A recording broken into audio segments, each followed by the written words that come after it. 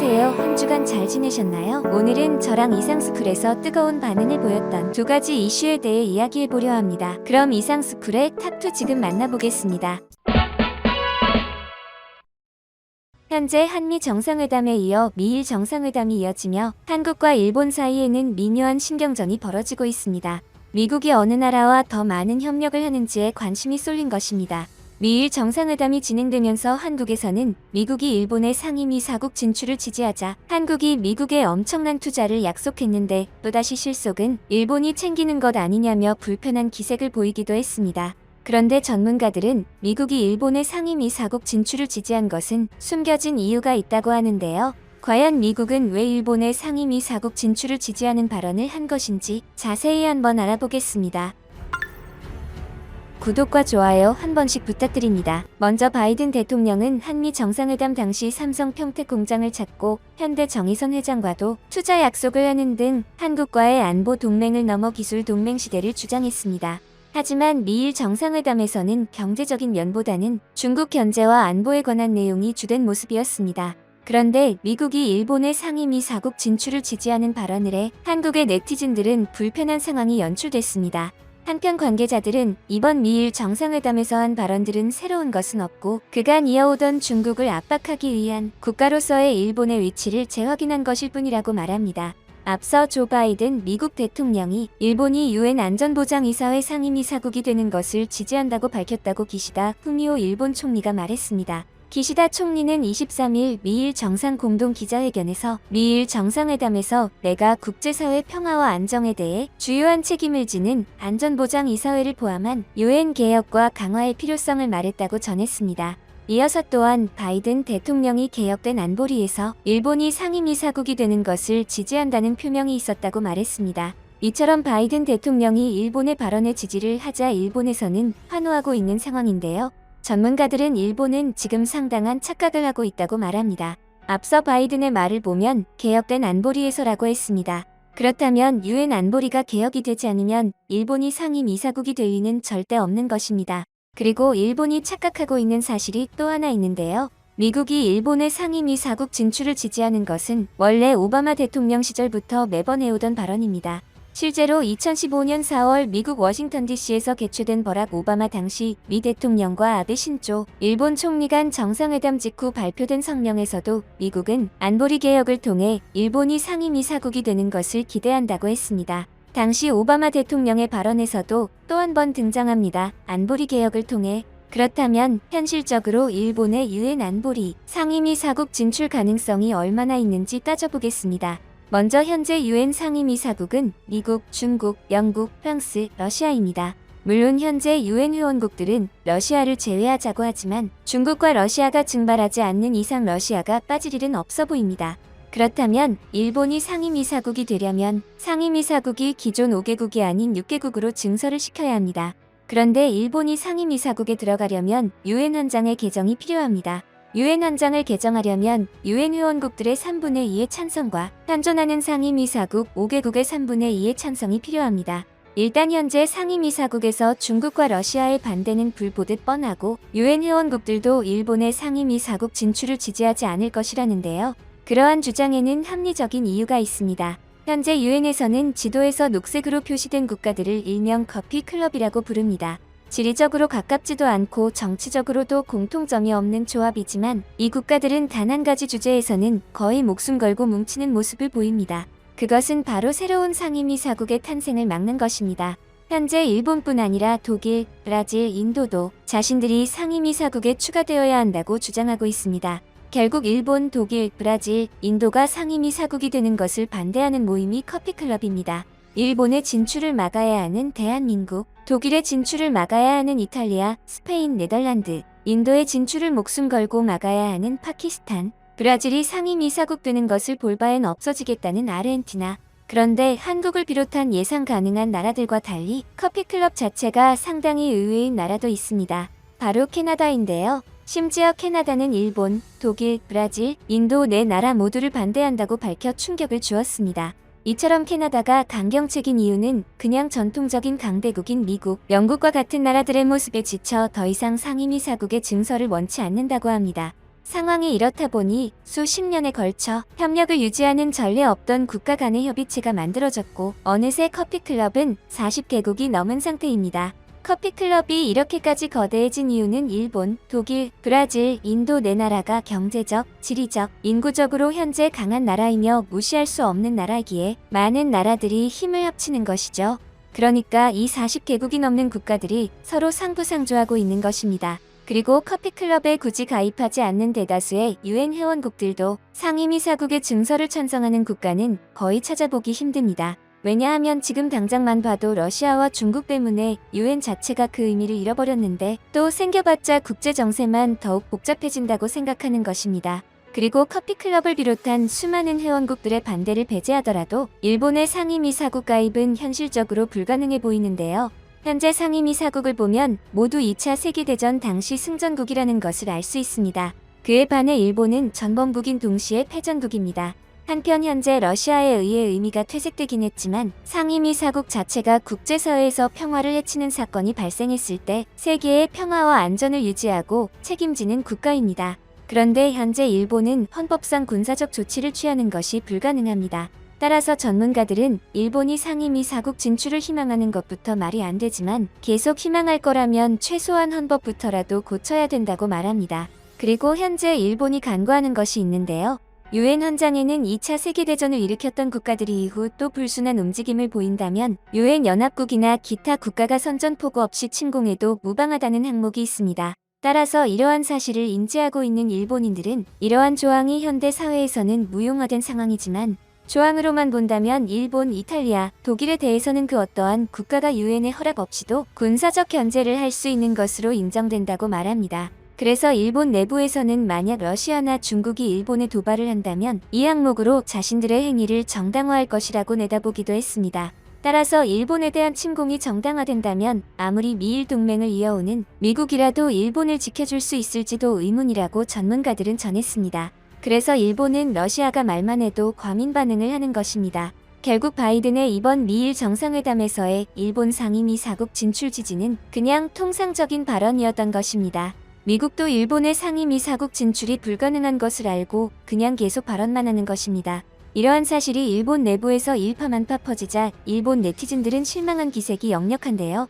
그런데 일본 네티즌들은 이번 미일 정상회담을 두고 미국이 일본을 대하는 태도가 바뀌었다고 주장합니다. 일본 네티즌들이 이처럼 느낀 것은 바이든 대통령과 일왕의 만남에서 시작됐습니다. 지난 23일 바이든 대통령은 도쿄 황궁에서 나루히토 일왕을 접견하고 공식 일정을 시작했습니다. 그런데 나루히토 일왕을 만난 조 바이든 미국 대통령의 악수도 허리를 굽히는 인사도 하지 않았습니다. 일왕은 현관에 나와 먼저 바이든 대통령을 맞이했습니다. 그리고 바이든 대통령이 차에서 내리자 일왕은 고개를 살짝 숙이며 인사했습니다. 바이든 대통령은 두 손을 가지런히 모은 채 일왕에게 다가왔고 일왕은 악수하려는 듯한 손을 살짝 들었지만 바이든 대통령은 악수조차 회피하는 듯 보였습니다. 바이든 대통령도 인사를 나누며 두 손을 내미는 등 경의의 뜻을 간접적으로 내비치긴 했지만 두 사람 사이에는 끝내 어떠한 접촉도 이뤄지지 않았습니다. 한편 역대 미국 대통령과 일본 일왕과의 인사는 항상 논란이 되었는데요. 2009년 당시 오바마 전 미국 대통령은 아키히토 전 일왕을 찾아 허리를 90도 가까이 숙여 인사했습니다. 그에 반해 당시 일왕은 손만 맞잡은 채 고개만 약간 숙였을 뿐 담예로라도 허리를 숙이지는 않았습니다. 이를 두고 미국 내부에서는 저자세 외교라는 비판이 쏟아졌죠. 이런 비판을 의식한 듯 트럼프 전 대통령은 지난 2017년 11월 일본을 찾아 아키히토 전 일왕과 만나 악수만 하고 팔을 토닥였습니다. 그런데 당시 트럼프 대통령의 인사를 두고 이번에는 일본에서 예의에 어긋난다는 지적이 나왔습니다. 앞선 두 대통령의 인사 논란을 의식해서인지 다른 이유에서인지 정확히는 알 수 없지만 바이든 대통령은 어떠한 접촉도 행동도 하지 않았습니다. 그런데 일본은 이상한 기류를 느낀 것인지 자신들이 먼저 당시 상황을 보도하기 바빴는데요.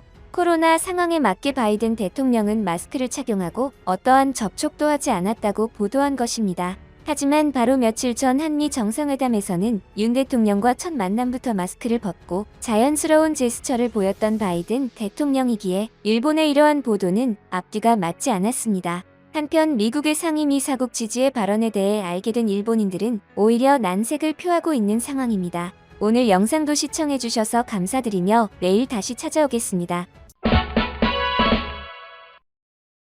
안녕하세요. 이상스쿨입니다. 오늘 영상을 시작하기 앞서 아시아 선수 최초로 잉글랜드 프로축구 프리미어리그 무대에서 득점왕을 수상한 손흥민 선수의 축하를 보냅니다. 손흥민 선수의 득점왕 소식에 윤석열 대통령의 축전도 전해졌습니다. 구독과 좋아요 한 번씩 부탁드립니다. 지난 2박 3일간의 한미 정상회담이 성공적으로 마무리됐습니다. 바이든 대통령의 삼성 평택 공장 방문부터 여러 회담 모두가 화제였지만 그중 가장 화제됐던 것은 한국의 IPEF 참여에 대한 공식 확인 및 발표였습니다. 그런데 미국의 주도하에 시작된 한국의 IPEF 참여에 중국이 이상하리만큼 과민 반응을 보이고 있어 논란이 되고 있습니다. 먼저 IPEF란 미국이 글로벌 공급망과 인프라, 디지털 경제, 신재생 에너지 등 분야에서 중국 의존도를 낮추기 위해 아태 지역의 동맹 파트너들을 규합해 구축하려는 반중 경제 연대 성격을 갖고 있습니다. 이러한 협력체가 정식 출범을 맞자 중국이 즉각 반발에 나서기 시작했습니다. 그런데 중국의 적극적인 반발은 마치 한국이 미국과 더 가까워지는 것을 원치 않아 하는 모습입니다. 이에 대통령실 관계자는 서울 용산 대통령실에서 IPEF에 8개국이 넘게 참여를 하고 우리나라만 있는 것이 아닌데 왜 중국이 우리나라만 콕 찍어서 그러느냐며 윤석열 정부의 대중외교는 상호 존중과 당당한 외교인데 한국을 만만하게 보는 것이 공정하다고 생각하는지 모르겠다고 지적했습니다. 그런데 중국이 한국에만 과민 반응을 보이는 이유가 밝혀져 관심이 집중되고 있습니다. 앞서 삼성전자의 유일한 해외 메모리 반도체 공장인 중국 시안 낸드플래시 공장이 지난 3월 이 공장 증설을 마무리하고 본격적인 생산에 돌입했습니다. 그리고 삼성전자의 낸드플래시 생산량이 큰 폭으로 늘어나면서 시장 점유율이 확대될 것으로 보였습니다. 시안의 삼성 이 공장이 본격화되며 삼성전자가 중국 시안 공장에서 만드는 낸드플래시 생산량은 월 25만 창이 됩니다. 이 규모는 삼성전자 전체 낸드플래시 생산량의 40%가 넘는 규모입니다. 단일 낸드플래시 공장 가운데 전 세계에서 가장 많은 생산량을 보유하고 있는 것입니다. 이에 중국 현지 매체는 산시성 당국에 따르면 삼성전자가 시안 2공장 가동을 시작하면서 시안 공장 전체 생산량은 전 세계 낸드플래시 생산량의 10%를 넘어서게 됐다라고 했습니다. 이처럼 삼성이 시안 공장의 생산을 시작한 이유는 중국이 제공한 엄청난 세금 혜택 때문이었습니다. 실제로 2019년 당시 중국의 리커창 총리는 삼성 공장을 찾아 중국 시장은 매우 넓으며 산업이 현재 중저 수준에서 고부가 가치 분야로 나아가고 있어 거대한 사업 기회가 펼쳐져 있다고 주장했습니다. 또 우리는 삼성을 포함한 각국 첨단 기업의 지속적인 중국 투자를 환영한다고 말했습니다. 그런데 요즘 들어 관계자들은 삼성이 하루빨리 탈중국을 시행해야 한다고 주장합니다. 중국과의 협력을 진행할수록 기술 문제부터 안보 문제까지 안심할 수 없다는 것인데요. 삼성은 이에 탈중국을 생각하고 있으며 현재 시장 분위기와 시기를 조율해 조심히 진행할 예정이라고 목소리를 냈습니다. 실제로 2019년 10월 삼성은 중국 내 마지막 스마트폰 공장인 후이저우 공장의 생산을 완전히 중단했습니다. 그러자 현지 언론들은 삼성 스마트폰 공장이 문을 닫은 뒤 유령 도시가 됐다 라고 보도했습니다. 당시 삼성이 떠나면서 지역 경제에 미친 파장은 엄청났습니다. HCMP에 따르면 공장 인근 업체의 최소 60%가 잇따라 문을 닫았고 후이저우 공장과 연계된 광동성 내 공장 100곳도 생산을 중단했습니다. HCMP는 후이저우 지역 소비가 죽어가고 있다고 전했고 후이저우의 한 편의점 주인인 리와 씨는 8월에 비해 매출이 80% 줄었다며 약국, 슈퍼마켓, 식당, 임대주택, 호텔까지 삼성 공장 직원의 소비에 기대지 않은 곳이 어디 있나? 고 호소했습니다. 중국인 삼성 근로자들이 살던 공장 인근 아파트 임대 가격도 뚝 떨어졌습니다. 공장 인근 식당 주인 리빙 씨는 지금은 텅 빈 테이블만 남았다고 말했습니다. 이 같은 상황이 벌어지자 당시 중국은 삼성이 떠나지 못하도록 하라는 모습도 연출됐습니다. 하지만 삼성은 상황을 되돌릴 마음이 없어 보이는데요. 그런 모습의 대표적인 것이 삼성의 평택 반도체 공장입니다. 삼성의 평택 반도체 공장은 엄청난 규모를 자랑하기로 유명한데요. 특히 트럼프 전 대통령도 헬기에서 평택 삼성 공장의 부지를 보고 놀랄 정도였다고 합니다. 이에 이번 한미 정상회담의 첫 일정도 삼성 평택 반도체 공장에서 시작됐습니다. 바이든 행정부는 그간 반도체 등 첨단 산업에서 중국 의존도를 줄이고 동맹국 중심으로 공급망 재편을 가속화하고 있는 만큼 이번 방안을 계기로 한미 간 협력도 한층 강화될 것으로 보입니다. 한편 평택 공장은 세계 최대 규모의 반도체 생산 설비로 미국 대통령이 방문한 것은 이번이 처음입니다. 바이든 대통령도 이번 공장을 방문하며 어마어마한 시설 규모를 보고 상당히 놀랐다고 알려졌습니다. 실제 이번 한미 정상회담이 진행된 평택 캠퍼스는 삼성전자의 차세대 반도체 핵심 기지입니다. 부지 면적만 국제 규격 축구장 400개를 합친 규모인 약 87만 평에 달하며 평택 라인은 차세대 메모리뿐 아니라 초미세 파운드리 제품까지 생산하는 첨단 복합 라인으로 구성되어 있습니다.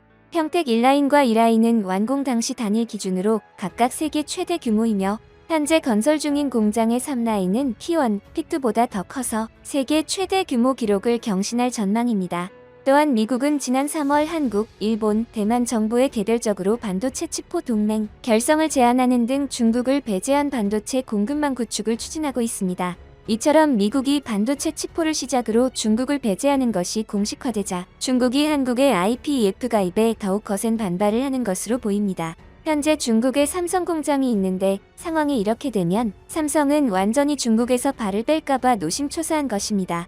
한편 삼성은 이러한 중국의 반응에 보란듯이 바이든 대통령에게 곧 양산에 돌입하는 차세대 게이트올어라운드 기반의 세계 최초 3나노 반도체 시제품을 소개했습니다. 이에 두 정상은 종이 방명록의 메시지를 남기는 관리를 깨고 3나노미터 반도체 웨이퍼에 서명을 하는 파격 연출을 선보였습니다. 두 정상이 서명한 웨이퍼는 전통적 공정이 아닌 GAA 기술로 제작돼 한미 기술 동맹이라는 의미를 극대화했다는 평가가 나옵니다. GAA는 기존 핀팩 기술보다 측면적과 소비 전력은 줄이면서 성능은 높인 신기술로 삼성전자가 세계 최초로 도입했습니다.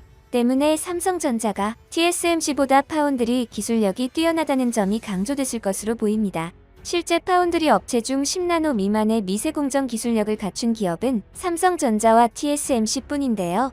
3나노에선 GAA를 도입한 삼성전자가 TSMC보다 반년 정도 앞선 것으로 알려져 있습니다. 이 같은 상황에서 삼성전자가 바이든 대통령에게 3나노 웨이퍼를 내놓으면서 수율 확보에 있어 기술적 난제를 해결했다는 분석이 나옵니다. 또한 업계에서는 삼성전자의 GAA 공정이 TSMC와의 기술 격차를 단숨에 좁히는 승부수가 될 것으로 보고 있습니다.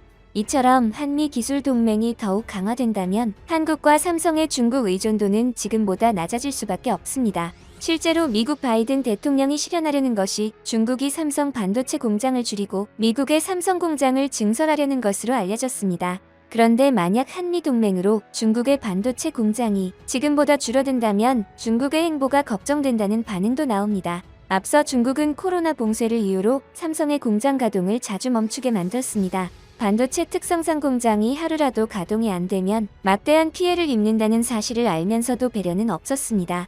그리고 지난 17일 초미세 반도체의 불량률을 줄이는 핵심 국내 첨단 기술 초임계 세정 장비를 중국으로 유출한 일당이 구속되는 사건이 발생했습니다. 이들은 2018년 중국 소재 연구소와 접촉해 세메스 측이 세계 최초로 개발해 삼성전자에만 납품해온 초임계 세정 장비를 그대로 만들어줄 수 있다면서 생산 설비가 없는 상태에서 18억여 원을 받은 것으로 알려졌습니다. 초임계 세정 장비는 초임계 즉 액체와 기체를 구분할 수 없는 상태인 이산화탄소로 반도체 기판을 세정하는 설비로 기판 손상을 최소화하는 기술로 알려졌습니다. 이들은 실제로 중국과 합작 회사를 만들어 초임계 세정 장비를 만들어 넘긴 것으로 파악됐습니다. 이를 통해 지금까지 모두 800억 원의 부당이득을 올린 혐의를 받고 있습니다. 한편 중국의 이 같은 기술 유출은 이번이 처음이 아닙니다. 지난 6일에는 국가 핵심 산업인 반도체와 유기발광 다이오드 생산에 필수적인 장비가 빠져나간 것이 드러났습니다. 산업계에서는 중국 기업의 기술 유출 방법이 예전과 달라진 점에 주목하고 있습니다. 이전까진 제품 자체의 원천 기술이나 인력을 빼가는 시기였다면 이젠 그 기술을 생산하는 장비를 가져오는 시기라는 것입니다. 특히 삼성과 하이닉스 등 보안이 철저한 대기업보다도 이제 기술을 직접 제조하는 하청기업과 제조업체들을 통한 유출이 빈번히 일어난다고 합니다. 한편 이 같은 상황을 알고 있는 삼성은 평택 공장을 지었던 순간부터 핵심 기술과 첨단 기술이 이용되는 반도체는 한국에서만 생산하고 있고 비교적 보편화되고 난이도가 낮은 반도체만을 해외에서 생산하고 있습니다. 그렇지만 현재 한국도 더욱 철저한 기술 유출에 대비해야 하는 상황으로 보입니다. 이번 한미 정상회담에서의 한미 동맹 강화로 아시아에서 한국의 존재감이 한층 높아지는 가운데 앞으로 중국이 어떤 반응을 나타낼지 관심이 집중되고 있습니다. 오늘 영상도 시청해주셔서 감사드리며 내일 다시 찾아오겠습니다.